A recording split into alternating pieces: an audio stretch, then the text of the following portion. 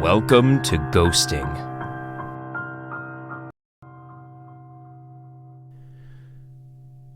So, we have all been in lockdown for a while now, and my friend, let's call her D, came to mind last week, and since then, something has been harming us. It started off small, like something touching the back of my neck or D's leg, but last night something terrifying happened, and I am extremely scared. I'm a very superstitious person, and I've grown up seeing things around my old house, an old lady or a black figure, but what happened last night has been the worst encounter yet. So this lockdown has messed up my sleeping schedule, and I now sleep at around 1 in the morning, and it was the same last night. Nothing new happened except Dee going back to hers, and I started to get tired, so I turned the light off and went to bed. However, walking back to my bed, I felt something staring at me. It didn't look away for a second. I could feel its eyes staring me down for at least 15 minutes before I fell asleep. I slept for around 2 hours when I woke up. I'm a very, very heavy sleeper, and I probably won't even wake up if someone pours water on me. But when I woke up last night, something was off. Very off. My dog that sleeps next to me was stood up in a protective stance and was growling at my living room door.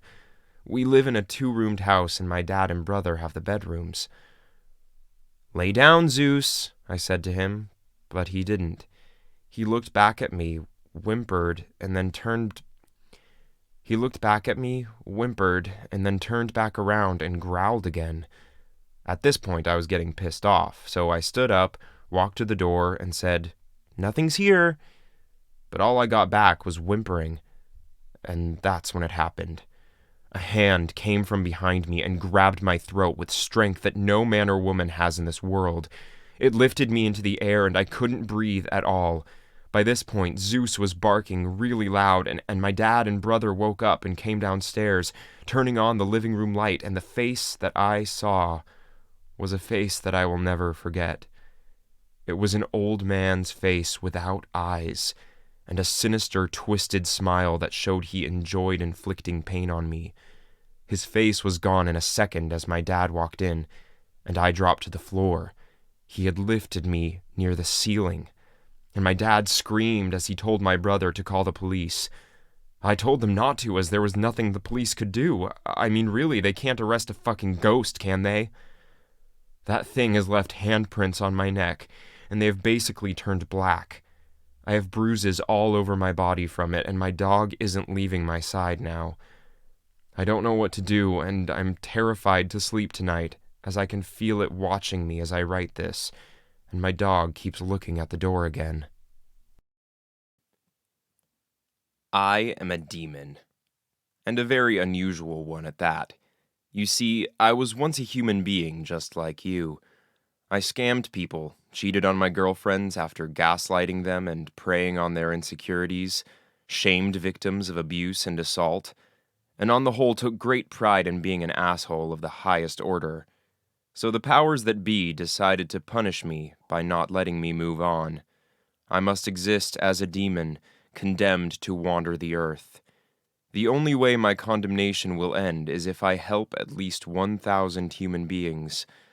You may think that being able to live forever as a free spirit traveling the world may be a blast, especially for a guy like me.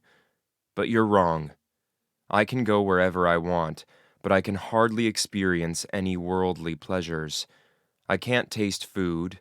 I can't feel the touch of a warm body or a cool breeze on a hot summer day.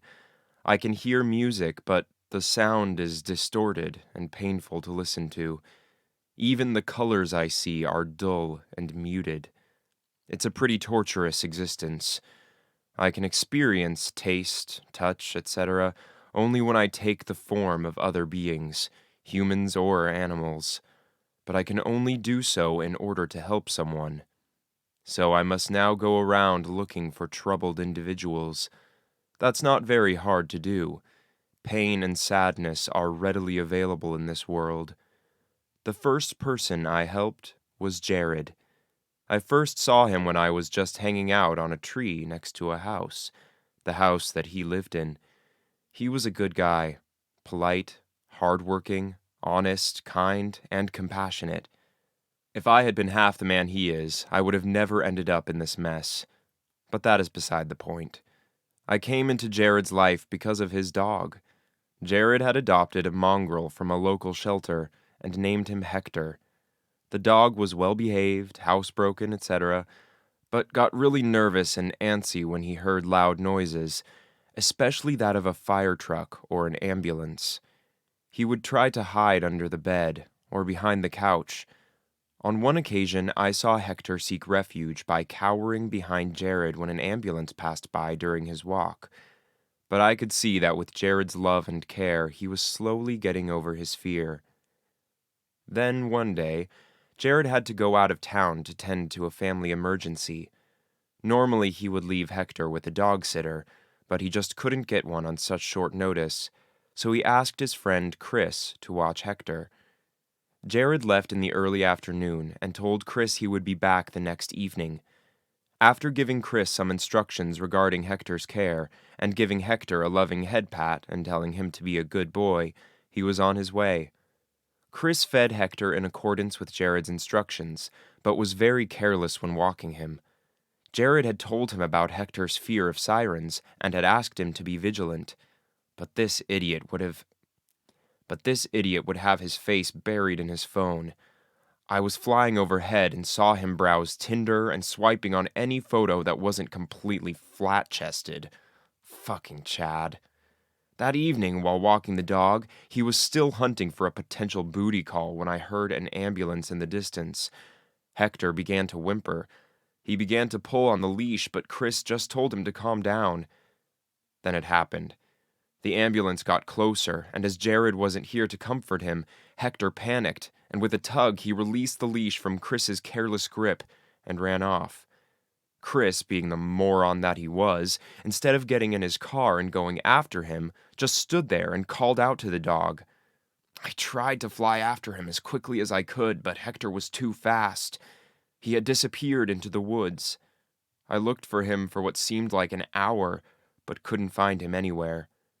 I returned to the tree outside the house and had a serious urge to give Chris a beating he'd never forget. Unfortunately, I'm not allowed to hurt anyone. I heard him talk to Jared on the phone. He had the gall to defend himself and blamed Jared for not training his dog properly. The thing is that in my human form, I would have been Chris. I would have hurt those around me with my selfishness and arrogance and would have blamed them for their pain. I decided to keep looking for Hector until Jared returned. I flew over the woods and the city that lay beyond, but there was no sign of Hector. Jared began his search for Hector as soon as he returned.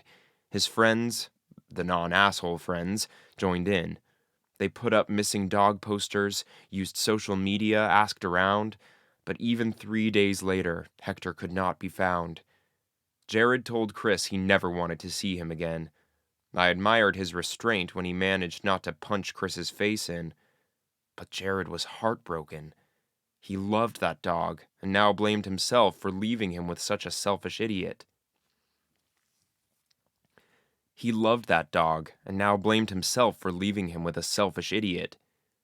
That's when I decided to take matters into my own hands. I took the form of Hector the dog. The next morning, when Jared came out to get the newspaper, he saw his dog walking down the street towards the house. To say that the guy was elated would be an understatement. He ran to his buddy and put his arms around him, and I felt a warm embrace for the first time in years. I was overwhelmed with emotion. I never realized just how much I had missed being held. Then I remembered that I was a dog and needed to act like one, so I did what dogs reunited with their humans do and licked the guy's face. He took me indoors and I got to taste bacon and eggs after such a long time. I gobbled it all up. Jared worked mostly from home, and as he sat on the couch with his laptop, after calling all his friends and telling them that his dog was back, I sat on the couch beside him. The big, comfy couch felt so good. I was so comfortable I fell asleep, with Jared occasionally caressing my head. I woke up in the late afternoon and it was time to go to the dog park. I had a blast at the park. Dogging was so much fun. I ran around like a loon, fetched a ball for Jared until his arms got tired, rolled around on the soft grass. Sniffing that other dog's butt wasn't as much fun, but I had to keep up appearances. We came back home an hour later and I was treated to more delicious food. And the icing on the cake was Jared scratching my ears and telling me I was a good boy. I couldn't remember the last time I had experienced such affection, the last time I had felt so cared for. The days went by happily, and Jared continued to be a great dog parent. We'd play at the park, I'd sit next to him as he worked, and would paw at his arm when I wanted pets. At night, when he was asleep, I would take my original form and would fly around looking for Hector. A part of me wished he wouldn't be found, but I couldn't be selfish. I couldn't be Jared's dog forever. I had to help him and move on. Then one day, as I flew over the city, I saw Hector's face on a poster. A found dog poster. It was Hector without a doubt. I memorized the contact information and flew home. As I waited for the morning, I was torn between joy and grief. Joy over having helped the first of 1,000 people who would free me from my condemnation, and grief over the impending loss of my friend. In the afternoon, when Jared went out to run some errands, I flew out the window. I took Jared's form as I approached the home of the family that had found Hector. After giving them a detailed description of the dog and producing his adoption and veterinary records, they let me take him. Hector seemed to recognize his human, but did act like he sensed something was amiss. I quickly took him home, and disappeared just before Jared walked in through the door. That night, as I looked in through the window, I saw Jared playing with his dog. A pure, unadulterated display of love that made my heart ache. A feeling I had never experienced as a human being on account of never letting another heart touch mine. But this guy and his dog made me more human than I had ever been in the flesh. I looked at Jared for the last time as I silently thanked him for those few wonderful days of companionship. It was now time for me to go.